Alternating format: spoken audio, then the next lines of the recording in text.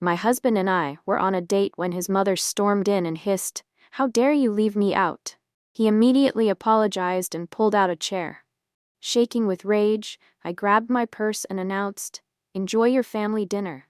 This marriage is dead." Gasps filled the room as his face went pale. He knew he'd lost everything.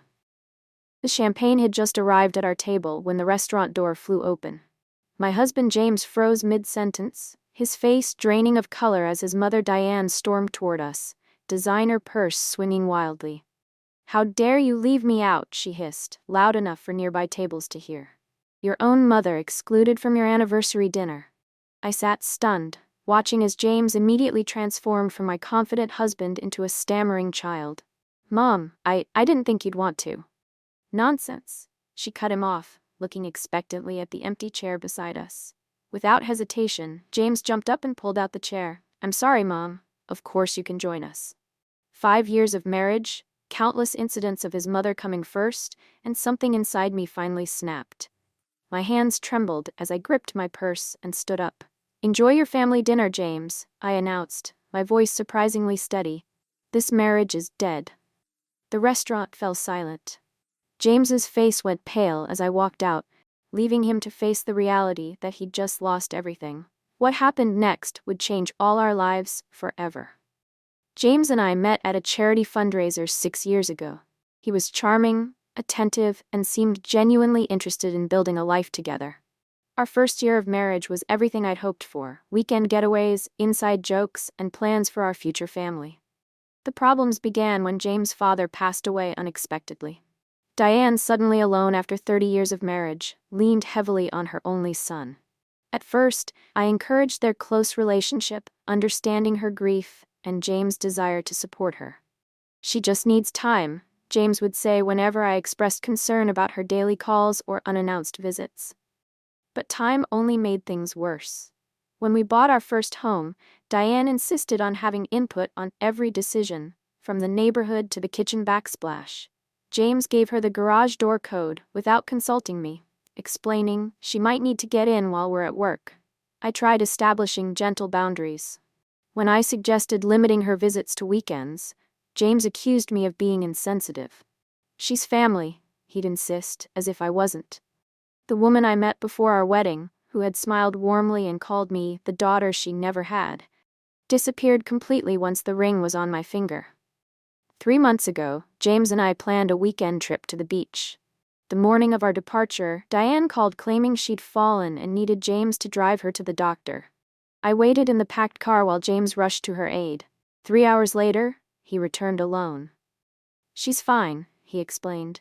"Just a minor sprain, but she needs help around the house this weekend." Our beach trip was canceled.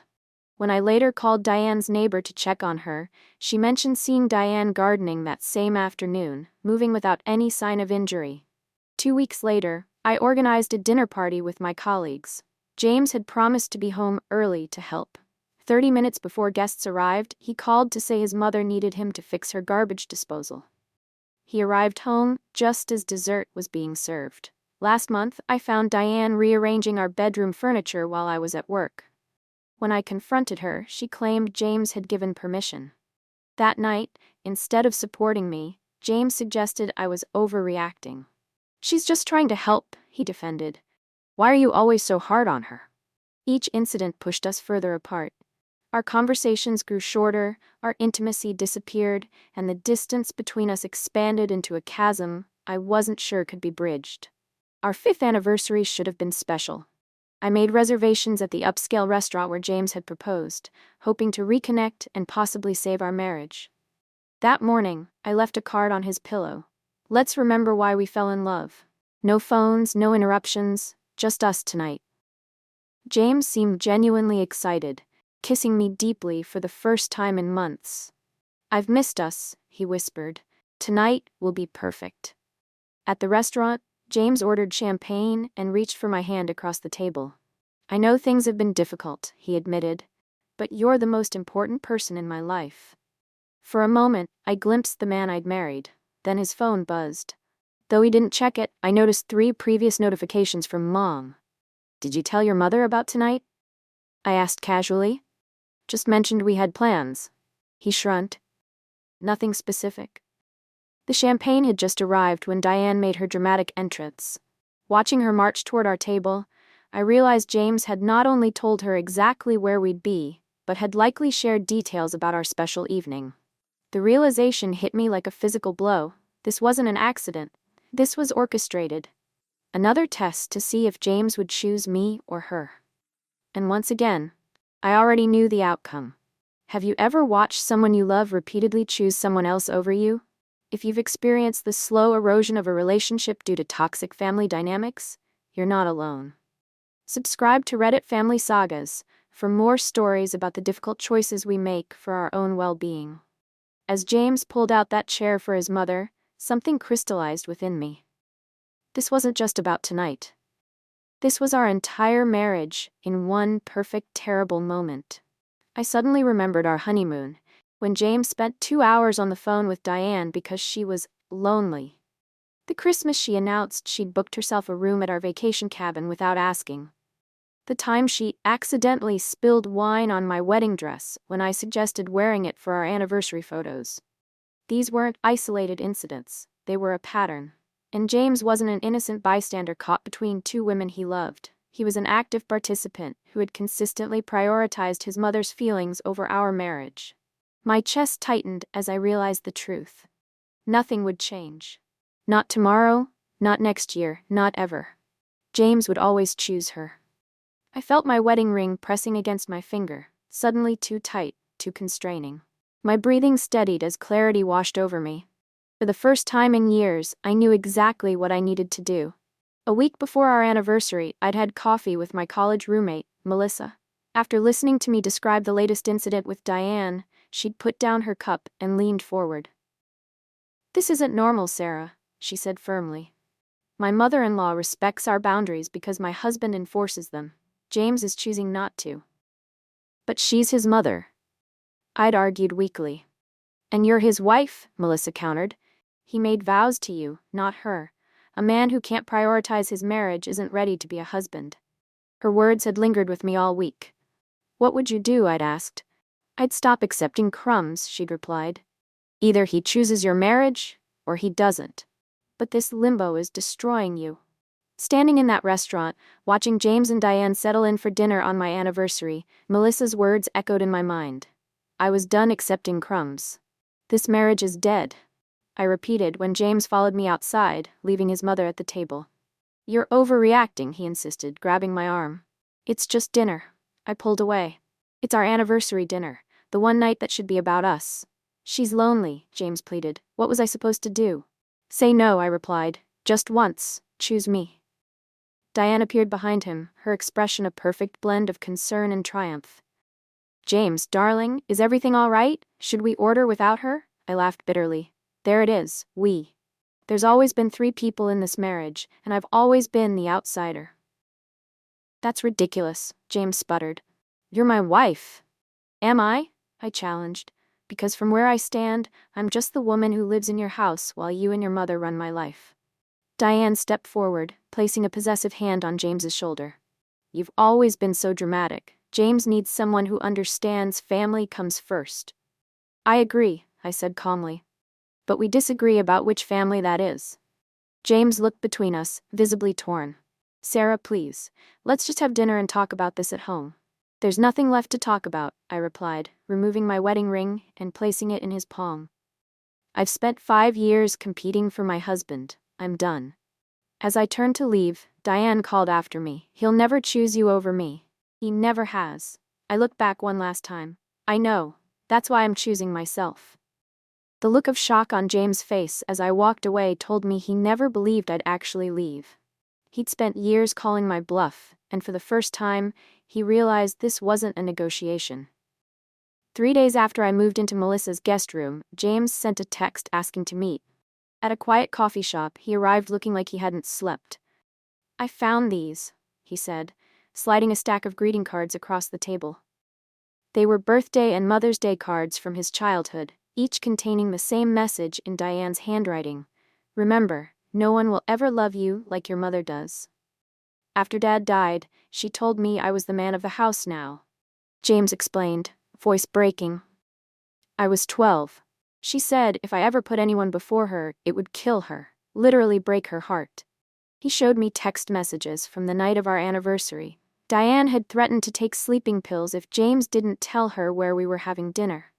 She's been doing this my whole life, he admitted, using health scares, threats of abandonment, guilt, anything to keep me close. The therapist I saw yesterday called it emotional incest. I felt a complex mix of emotions: vindication that I wasn't crazy, sadness for the boy James had been, anger that he'd allowed this pattern to continue into our marriage. "Why didn't you tell me?" I asked. "Because admitting it means accepting that my mother's love is conditional," he whispered, "and that the person who should have protected me has been manipulating me my entire life." For the first time, I saw our marriage clearly, not as a competition between two women, but as the battlefield of James's unresolved trauma. That night, I made 3 decisions that would reshape my future. First, I extended my stay at Melissa's for another month, giving myself space to think clearly without James or Diane's influence. Second, I consulted a divorce attorney to understand my options. I wasn't filing immediately, but I needed to know where I stood legally. Third, I wrote James a letter outlining what would need to change for me to consider reconciliation. 1. He would need to commit to weekly therapy to address his enmeshed relationship with his mother. 2. We would attend couples counseling together. 3. He would establish and maintain clear boundaries with Diane, including limited visits and no unannounced drop-ins. 4. He would change the locks and not give her a key without my agreement. 5.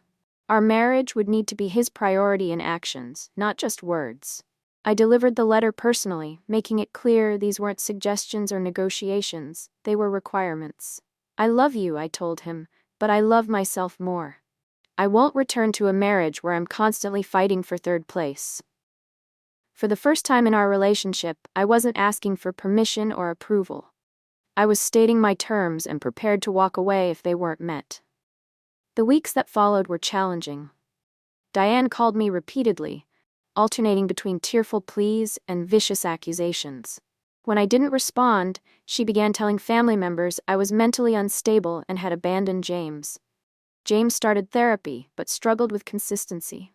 Some days he seemed determined to change, other days he'd call begging me to come home and fix things, without addressing the underlying issues.